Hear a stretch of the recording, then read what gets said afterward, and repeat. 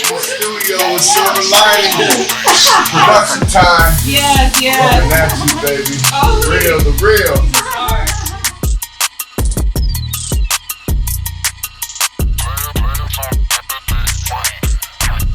Mic check. This is your man, Dom Cornelius. Open your grave, I'm coming now. If I would have known, I would have done my hair. I would have had my makeup ready. Mic check 1, 2. Introducing the one, the only. I'm really impressed. Making sure you get my shoes. And you got them clean too. Glad I didn't wear my flip flops. My. I heard you. You sure look good tonight. First time I had a singer on the show. Hey guys, welcome to Silver Lining Nation, and we have Dutch here with us today. And actually, guys, this is a new one for us. Dutch is not an addict or alcoholic, so Dutch is gonna share with us how it actually affects the people on the other side. That when we, like the alcoholics and addicts, how we affect them in their lives. So, welcome, Dutch. Well, thank you. I'm not an alcoholic. I'm not an active, or an addict, but I've got a myriad of other problems that I've had to deal with. So, in no way is there perfection here, but we're working through life together.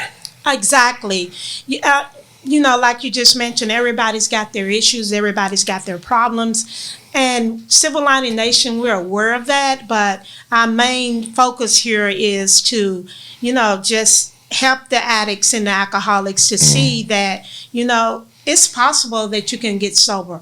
It's also to help the families like yourself, to know that, guys, just don't give up on us, Sometimes it takes others longer, but we all get there when it's time for us to get there. And that's one of the main focus for Silver Lining Podcast. And it's a really great honor to have you here because I want the viewers to also see, to hear how it affects, I call you guys the normies, how it affects the normal people and how we affect our families, because sometimes when we're in our addiction, that's the last thing I'm thinking about, y'all. I'm just thinking about having my good time, having fun, but I really hurt people. I hurt my family. I hurt my loved ones, and that's a lot. That's a heavy burden for anyone to carry. So I want you to share with the viewers your side. The last time we met, you're saying that your stepdad was an alcoholic. You have a brother that's an alcoholic. So I want you to share with us, the experience that you go through with them.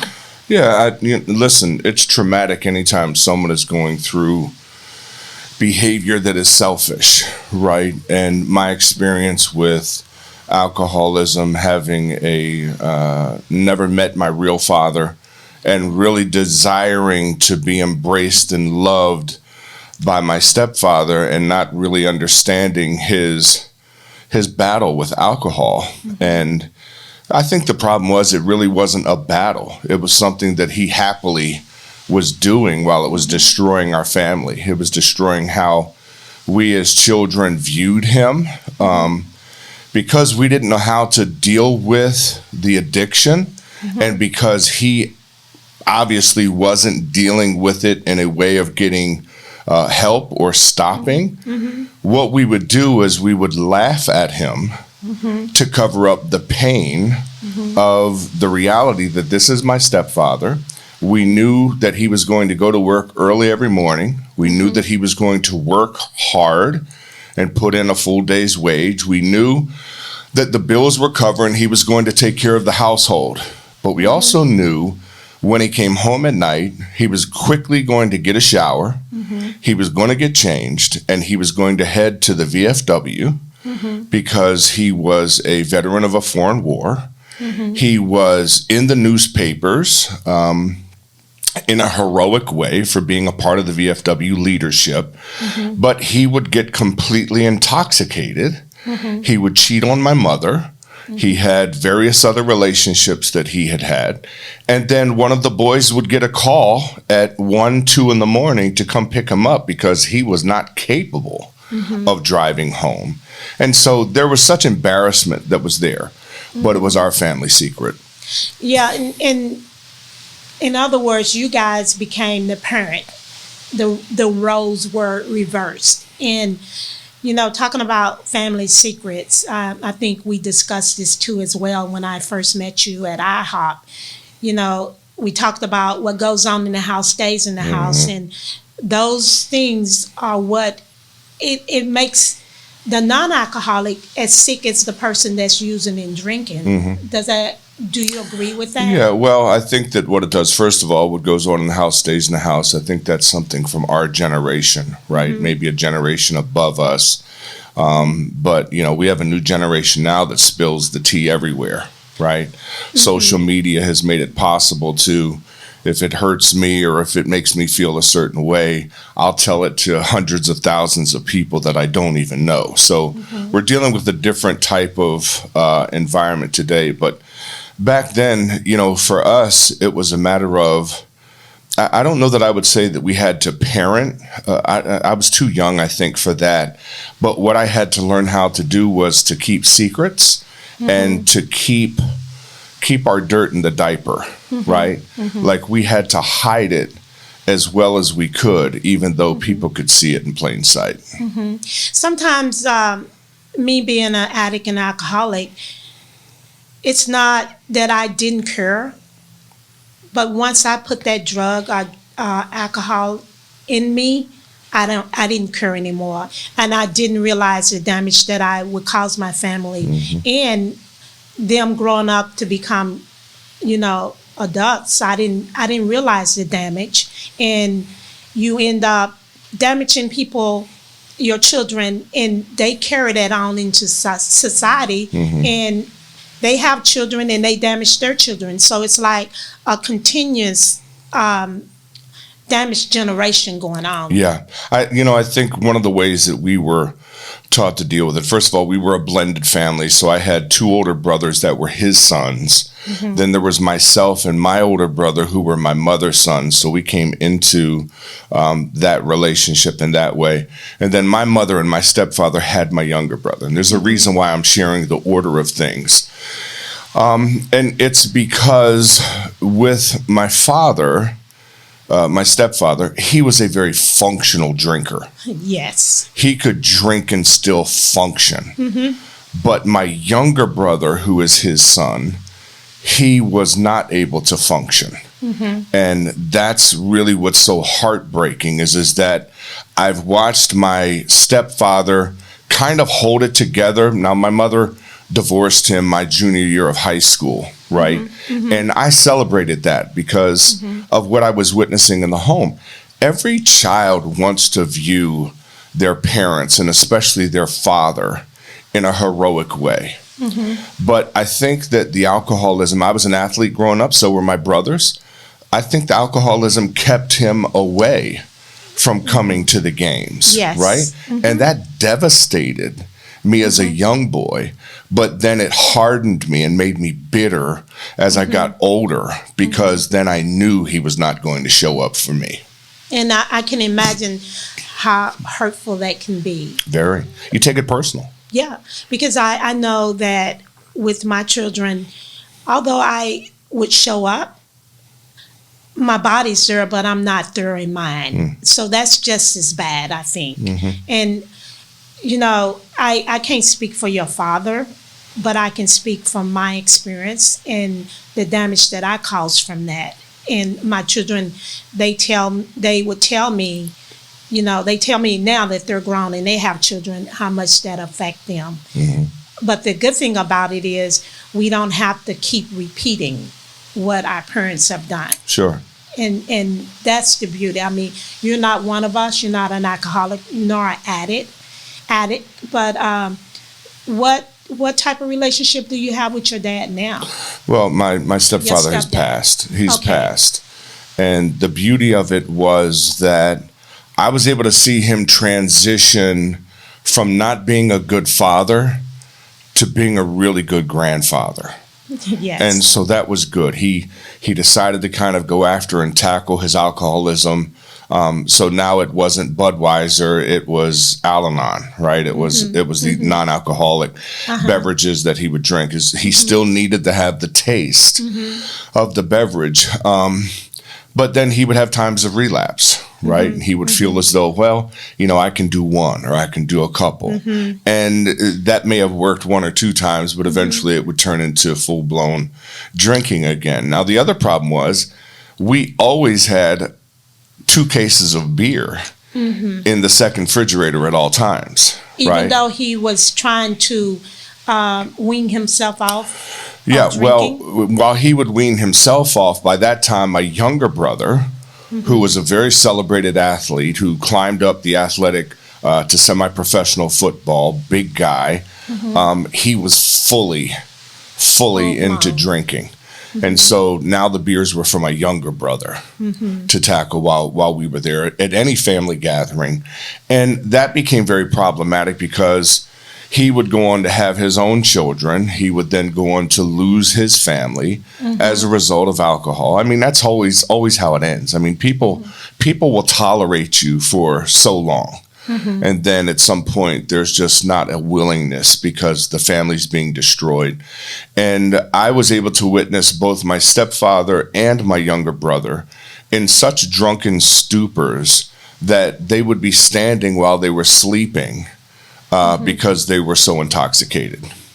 A lot of times that's considered a blackout. And it's hard to explain that to a person that doesn't drink because in reality, it looks like that person, they're not sleeping. They know everything that's going on, but really they don't. So that's why it's called the blackout because they're functioning, and we seem to think, everything that you've done, and they remember nothing. So yeah, well, it hurt my heart for him because I knew that he had inherited the disease. Yes. Right, and I knew that he was not prepared to deal with what he had inherited. And when I would watch him be so intoxicated in front of his own children, and then I saw the embarrassment on their face and the cover up for their dad, that it reminded me of us when we were children. And that's the generational effect of alcoholism and drug abuse. Yes, it affects the entire family. No doubt. And you've mentioned your father, but your mom, how is that affecting her? Yeah, well, again, we grew up in the Northeast, so culturally we didn't have any real morality or foundation of morality. There was no religion, there was no standard that was really said. So here we dive into some of the deeper stuff. And I just recently lost my mother, God rest her soul. Sorry to hear that. Thank you. But, my mother had come from being adopted, right? So she was feeling the rejection of being given away by her birth parents and then not necessarily being accepted by who adopted her, right? There was always an issue. There was always a pointing of the fingers. There was always something wrong. So now she ends up in this dysfunctional relationship with a husband who's an alcoholic, but because of the rejection of her past, she doesn't leave. She hangs in there for the children, right? She hangs in there because she doesn't want to deal with another rejection resulting in divorce. And so again, this is where the one who is wrestling and struggling with the alcoholism or the drug addiction, this is where it is so unfair to the trauma in other people's lives who already have challenges to overcome. And yet here is introduced loving somebody who's not helping you deal with your trauma, but adding to it because they love you and you're taking them down through this rough patch as well. Right. Going back to your dad, when I do the 12 steps with my sponsees, and this happened with me as well, I was also adopted. So a lot of things that happened to me when we did the 4th step, I had to go back to my biological parents, because some of the things that happen, it has to do with the generations. So what I'm getting at, we have to look at what happened to your dad? How was he raised? How did was his dad an alcoholic? Did alcoholism run in his family? And because it's not just what you see. All you can see is what's in front of you. I see my dad and he's drunk. And as a kid, that's all we can see. But when you dig deep, when you work in step 4 and you work that with another individual, and you wouldn't know this because you're a normie, but when we work it as a program, we can see, okay, this is why my parent act like this. Maybe his dad was abusive. Maybe his dad was alcoholic, and that's what he know. Yeah. We only know what we've been taught. Yeah. Does that make sense what I'm saying? Yeah. Before I go on, I want a normie t-shirt, okay? I want a normie t-shirt. XXX. We're going to get you one. Yeah, I would love that. Yeah. So, yeah, I think that you do make a valid point. And as I got older, I want you to understand that because I had went through my own crisis in life, I had gotten in trouble, I had been arrested, I had went to prison. Now, I don't think any of that was his fault. None of his life or behavior resulted in me making those decisions. I don't think, right? It could have its layers in there. But at that point in time, I then invited faith or Christ into my life to help change my heart, give me a standard for living, give me new power, new direction. And that's what he provided for me. Why do I share that? Because I needed that in order to forgive my dad. I don't know that I could have forgiven him without understanding the power of being forgiven, because I know I have done things that were wrong as well, right? So once the forgiveness piece comes, then the healing can begin. Yes. And so that was where, for me, there's this benevolent, altruistic, love for my stepdad and a greater ability to understand his struggle. Yes. I'm sure, now his father passed when he was around 8 years old, I think. Okay. So I didn't know him at all. But I would 99% guarantee that his father probably was a drinker as well, because when we would have our family gatherings, beer was always the center part of our gatherings. I mean, it was a norm. It was nothing for us to be told to go to the refrigerator and grab a beer for an adult, right? So that was a part of our culture. And again, I think that we all have the responsibility to own what we have been and what we have done. But I also think that that's why it's important for people who love us to find the courage to tell us and then kind of set a standard. Listen, I'm willing to interact with you if you want help, but if you don't want help, I'm not willing to interact with you in ways that's going to affect me, that's going to affect my relationships, and that's going to affect my children. I don't want you around my children or my family where you can affect it in a negative way. So that being said, I know for me, it took me a while to get into a 12-step recovery room. And I know that we can worry the shit out of our family. I know this because I did. So when do you draw the line? How far do you go before you're, so to speak, what I'm hearing, give up on that person? Yeah, I don't think it's a give up matter. I mean, that was part of our original conversation when we were talking, and Tamara had asked me that question. She's the gorgeous gal back there with the camera. That's Tam. Tam.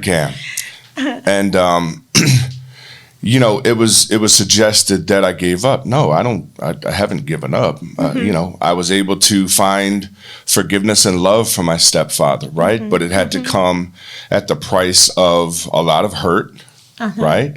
And being able to understand my own need for forgiveness. My younger brother I love with all my heart. But when you don't know how to help them, Yes. And what you do just continues to go along, and now you find yourself sucked into the vacuum of, being open to receive their text messages or their phone calls with no production. Right. Right? If you're not going to work on being productive, if every phone call is going to be asking me for money, and now I've got to raise the question, what are you using the money for? Like, I shouldn't have to ask that question, right? And so there's a difference between helping somebody pay their phone bill because they spent all their money on drugs and alcohol, right, than somebody who really needs help because they're in a situation where they're fighting for their life. Right. And that's the difference. Are you fighting for your life, or are you just continuing to intoxicate yourself and patronize the people who love and care about you?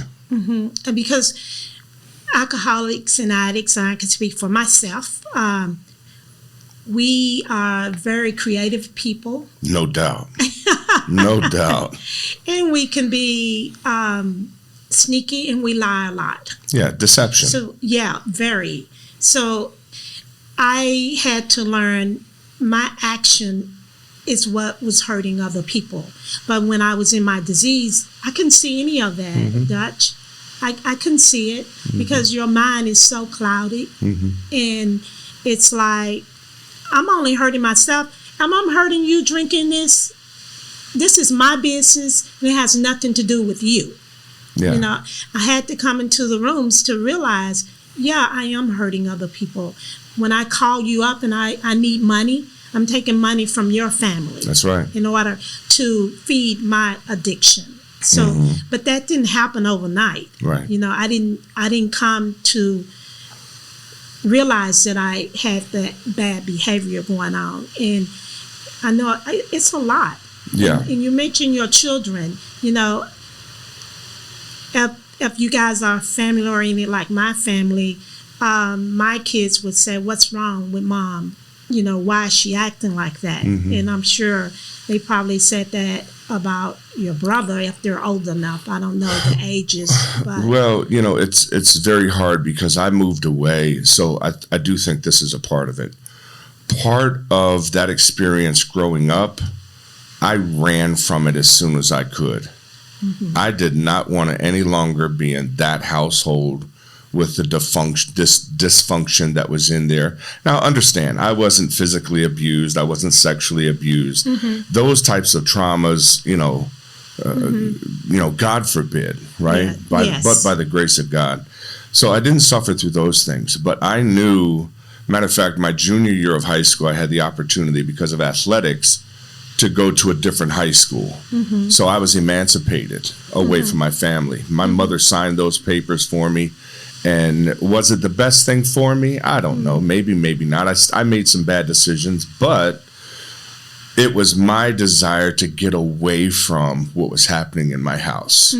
And I think that is a part of the response for people that are exposed to alcoholics, right, and drug users, is that maybe we just want to run away, but we can't. We don't have the resource, we don't have the money, we don't have the tools to be able to run away, so we feel stuck. Now we're living a life that is completely under the pressure of hating where we are and who we're around, but we can't get away from it. And it's really tough, and it's unfair. Yeah, it is. Very it is unfair. And you mentioned that he was a functional alcoholic. I was a functional alcoholic. I still had my house. I still had my car. Still had my job. So I didn't see that there was a problem. But on weekends, I would get hammered. Like you mentioned, when he would come home from work.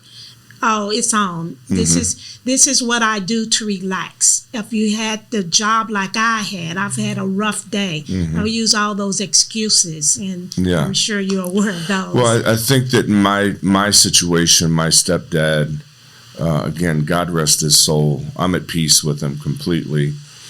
He had the luxury of being a part of another community, which is the Veteran of Foreign Wars, which everybody wants to celebrate their patriotism while they drive past the vet who's living under a bridge, right? You're waving your flag while you drive past the guy who needs help under the bridge.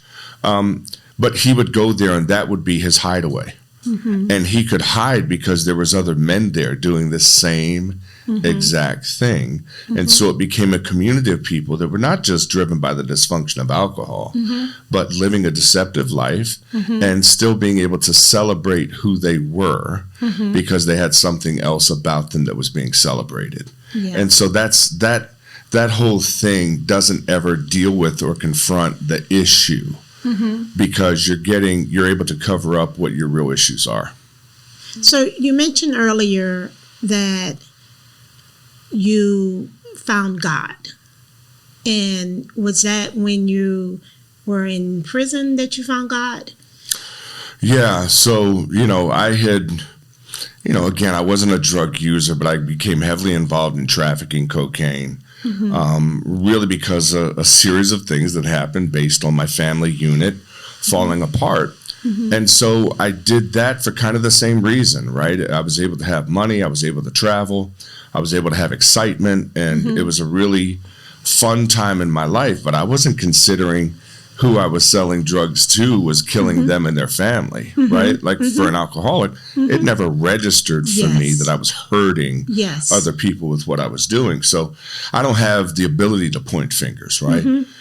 But long story short, I ended up getting a succession of rest because once I began being investigated, every time the police would see me, they'd pull me, they'd check my car, they'd look for stuff. And so I had been arrested 9 times. And on the 9th time, by that time, I was looking at charges in 2 different states and a potential 38 years in prison for trafficking guns and cocaine. Now, the whole time in my head, I'm saying, but I don't use drugs, right? Like I'm justifying the behavior because I'm not an actual user. And it was on that last arrest that the burden had become too heavy. And here's the beauty of the Almighty in my life is that he designed it in a way that I had to have it happen. Because a year and a half earlier, I had my son with his mother. My son was the one thing that I could love unconditionally, right? And so by the time I suffered this last arrest, I'm now looking at myself saying, my son is now going to have to grow up like me with a father who isn't there for him. And that was really what broke my heart. And it was then that a man, had come into the prison. I had just finished being in a fist fight with another inmate because I was really driven by anger. The anger was really built on where I had come from in my young life growing up. And a man just looked at me and he said 8 words that changed my life. He said, "You look burdened. Can I pray for you?" And that wasn't a part of my norm growing up. But in my head, it wasn't such an epiphany. It wasn't a spiritual moment. It wasn't this, a bright light that shined down upon me. It was, man, I'm in trouble and I need help. So if prayer is something that could potentially help me, yes, please pray for me. Now, what I didn't understand then, and I understand now, is that the power of prayer is to change us. It's not to change what's happening around us. It wasn't to change me being in prison. It was to change me while I was in prison. When you change, everything around you appears to change. That's it. So I didn't get that then, but as I started finding the power now living within me and being inspired for me not to set the marker at my stepdad, but to set the marker at my heavenly dad, right? Now that he's given me a benchmark that is high, I have something to live up to. And I think that was where we missed it in my home, is I didn't have a benchmark high enough to stretch, to live up to. And once that took place in my life, and plus then I had what I call my playbook, which is the Holy Scriptures. Now I had a Christ who demonstrated walking out life with problems and confrontations, and people wanted to kill him, and people didn't believe him. Once I had the model in front of me, now it gave me an image of how I'm supposed to live my life. And I began, striving to live like Christ. And as I strive to live like Christ, I watched the things around my life begin to change because I was changing. Hey guys, this is your girl Tam Cam, executive producer of Silver Lining Nation. Guys, thank you so much for watching another episode. Guys, make sure you share, subscribe, but most of all, stay sober. Enjoy the rest of this episode. Yeah, I said a lot on Silver Lining podcast that I can't change unless I have something put into place to give me some guideline. And what I'm hearing you say is that the Bible gave you that guideline. Yeah, I mean, listen, the first scripture that I learned was trust in the Lord with all your heart and don't lean to your own understanding, but in all of your ways acknowledge him and he will direct your path. Do not be wise in your own eyes, but fear the Lord and depart from evil. So real quickly, let me tell you how that helped me. Trust in the Lord. Man, I don't trust nobody. I trust me. Like, I don't trust anyone. And you're asking me to trust in someone that I can't even see. Yes. So first of all, I have to learn how to trust in someone I can't see. Yes. That's a pretty big deal. But you can't see her, but if you breathe in, you're going to get it. It's going to fill your lungs. It's something you don't even think about, right? But the other part of it was don't lean to your own understanding. That was a huge deal because for people that are cerebral or analytical, that's what we do. We lean completely and totally on our own understanding, even if that understanding is it's going to hurt somebody else. But if it's going to make me feel better, I'm going to choose me, right? And we're in a choose me generation now. Everybody's, do what feels good. Well, sorry to tell you, but everything that feels good isn't good for you, right? So the end part of that scripture I just quoted, it says, depart from evil. That was huge for me because evil was fun. Evil was enjoyable in my life. I liked being where I could do what I wanted to do because it gave me immediate gratification. We call it self-will. Self-will. So having that as a part of my framework now helped me understand there's certain places I can't go. There's certain things I can't allow myself to think. And there's certain words that I can no longer say. And when that started setting in, it provided a discipline within the framework. Because here's what the Lord showed me. He said, deal with the things that you can see about yourself and correct them first. Once you have the outward things corrected, now you can focus on the inward things, which change your lifestyle and the way that you think and do things. And so that for me was the formula that helped me grow up as a man. I know in my recovery program, it took a long time. And some people, I still have to continue to work to by the way that I carry myself to let you know that there's something different in me now. So have you encountered people that wonder or ask, have you really changed? Do you really have this fear of God? Or are you just doing it because it sounds good and it looks good? Yeah, so, the thing for me has been that now I've got years behind me of growth and change. Now my challenge is to grow at the level that I'm at. Okay. And I think that's where most people miss it as well. They think that because they had growth in the front end, that is going to sustain them for the rest of their lives. No, you're going to have to, at the place that you've grown to, adapt to change again. It's continued to work. Yeah, so I say that to say that the people that I grew up with that knew me when I was in that hustler lifestyle, when I went back, the first thing they did was challenge me with what we used to do. Let's go get some drinks. Let's go get some girls. Let's go sell some coke, right? Let's go make our money, and let's have fun. And so I was confronted with, hey, man, I don't do that anymore. And that was hard because there's still a part of me that misses the fun of doing it. but understanding that it was destructive in my life. And they didn't care about my destruction. What they cared about was us being able to live the things that we used to do. And so, you know, now that I've progressed on, Terrell, who's here in studio with me, Theology, you know, we've got 15, 18 years of doing life together. And we did a lot of that life in Miami Beach, which is very hedonistic, and it's easy to facilitate just the feel goods in life. But because of the power of two, and because of the power of our faith in whom created us, we also know that anytime that we're seduced into selfishness, we have to deal with the consequence of making it right. And sometimes now we've learned that the consequence of making it right is not only do I have to make it right with him, but I have to make it right with the people that I've hurt along the way.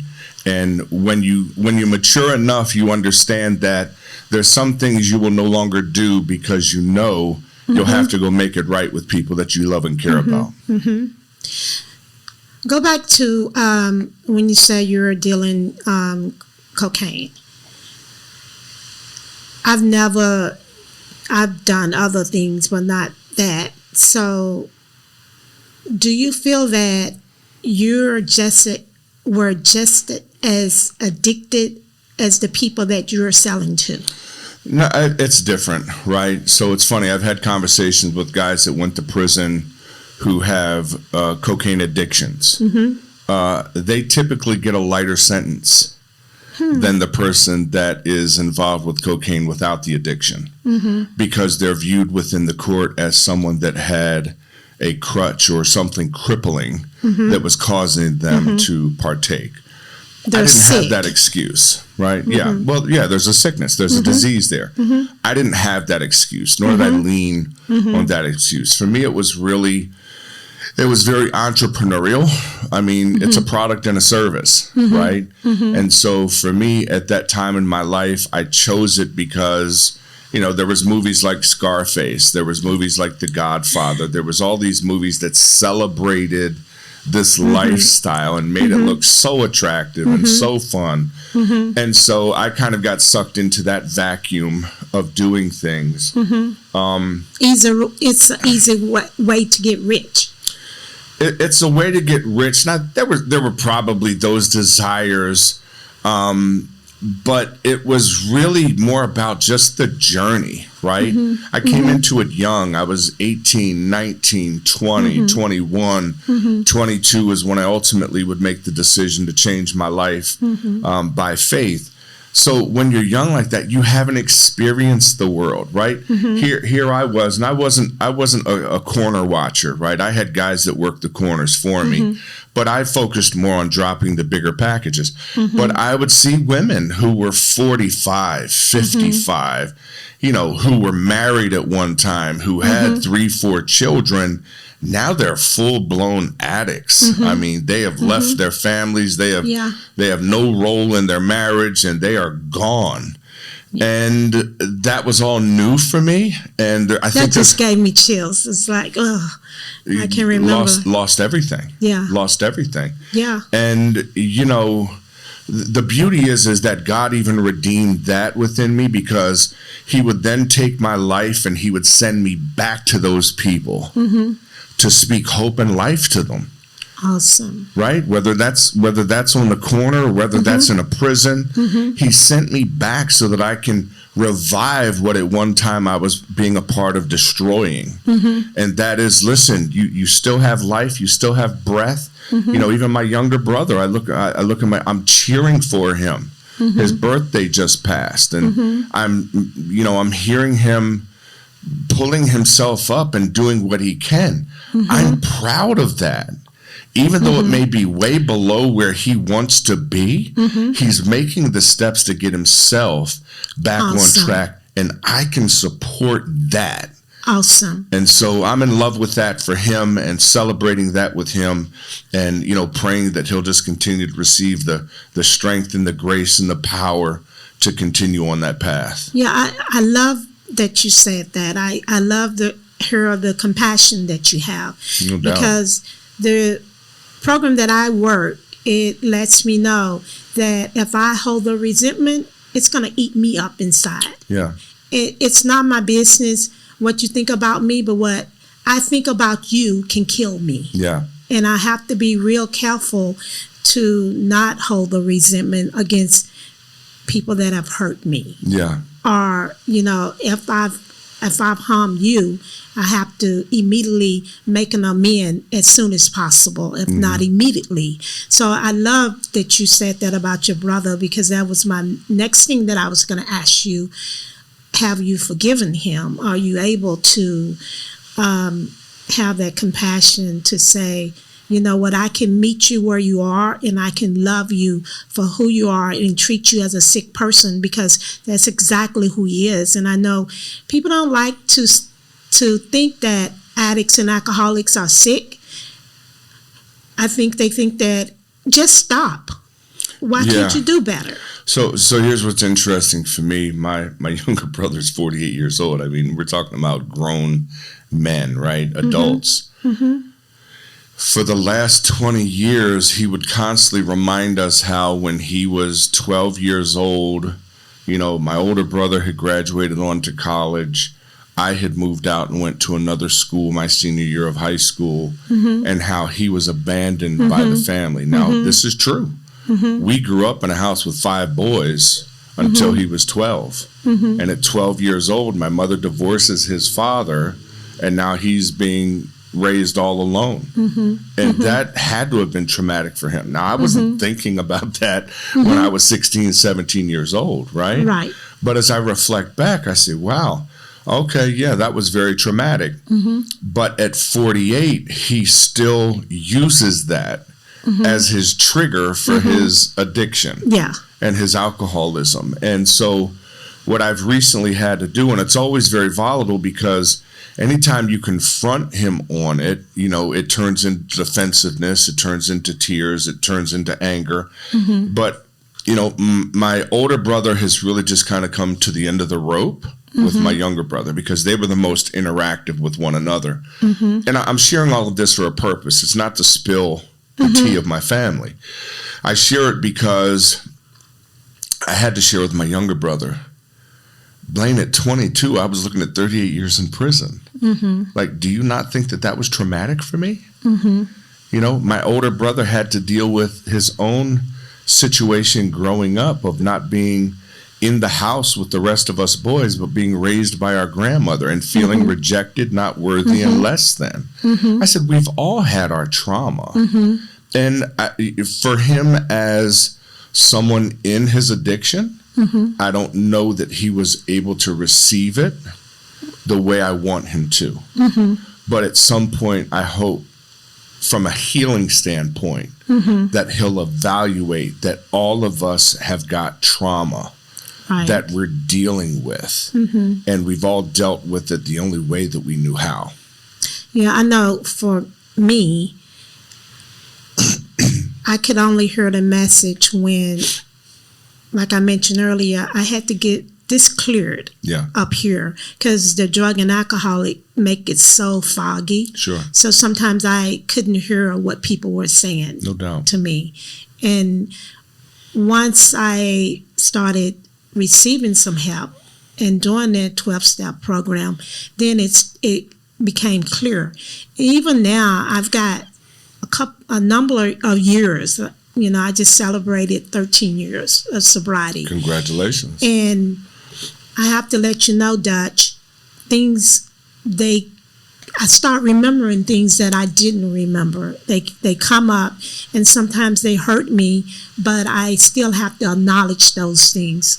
And it could be something that someone told me, but it wasn't time for me to receive that message because I couldn't handle it.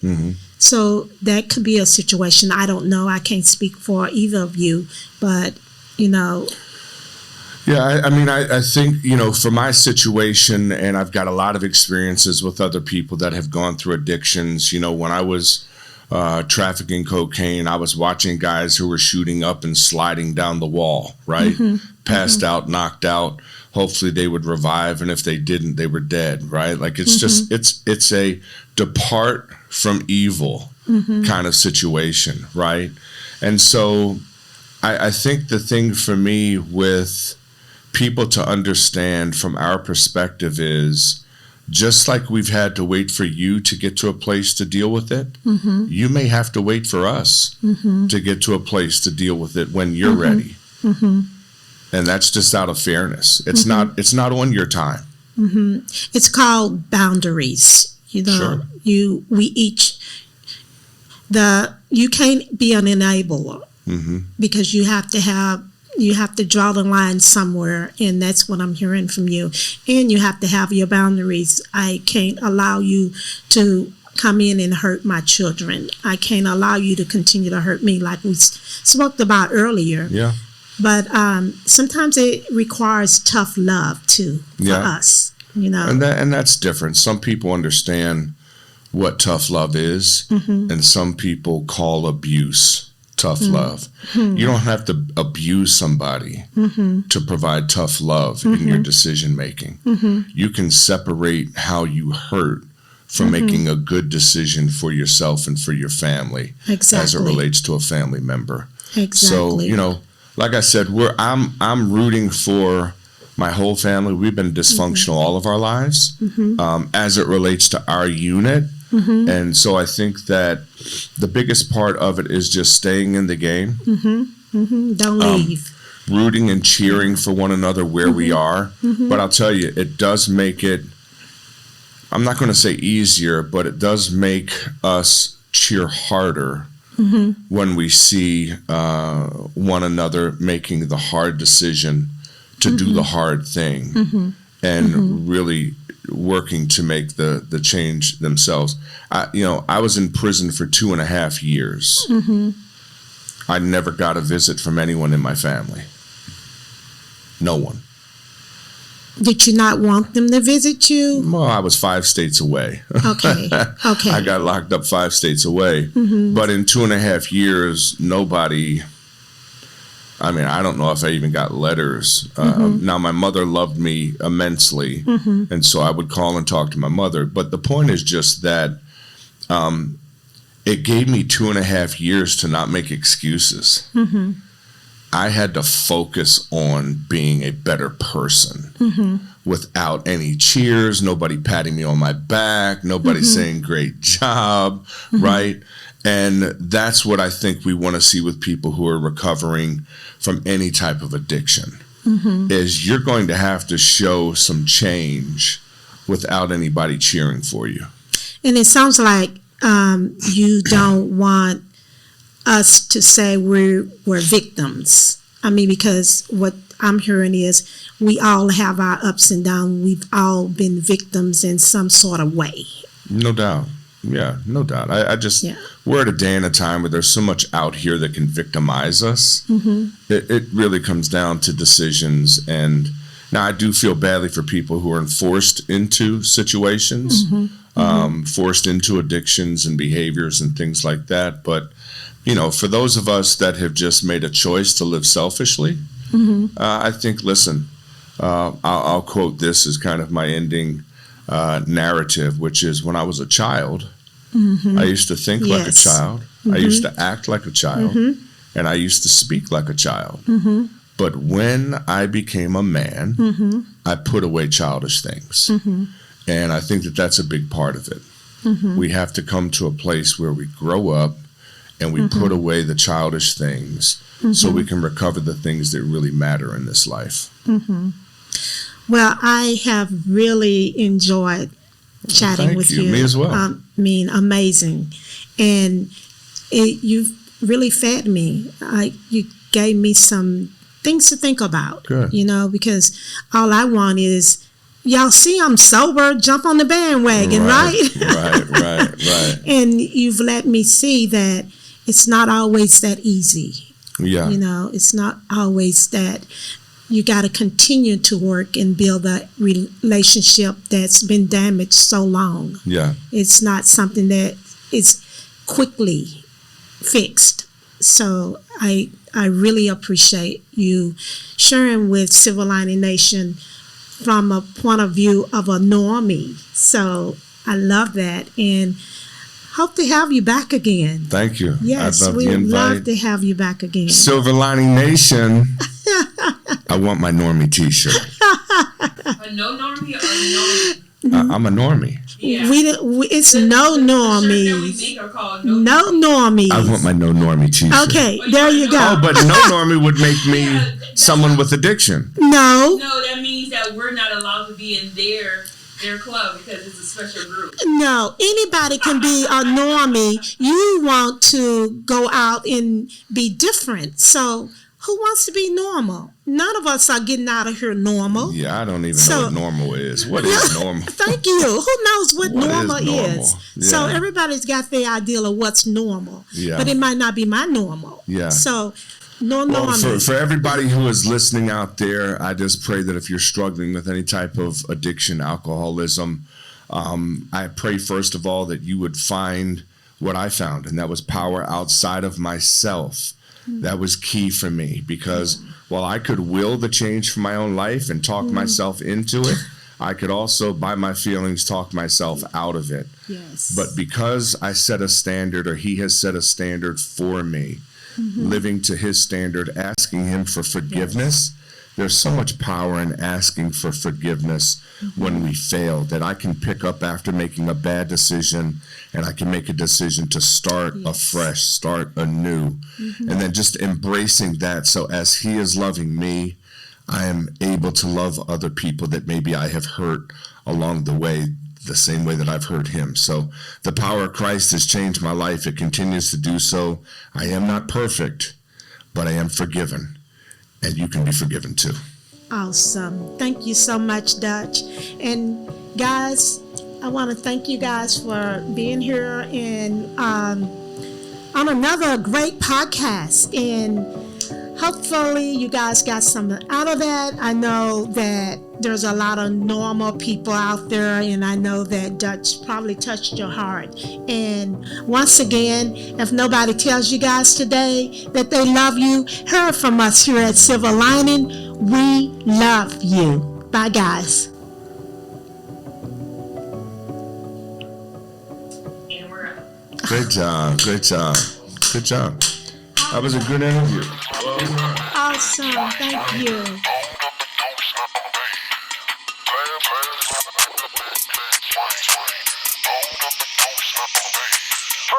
Awesome, beautiful, right?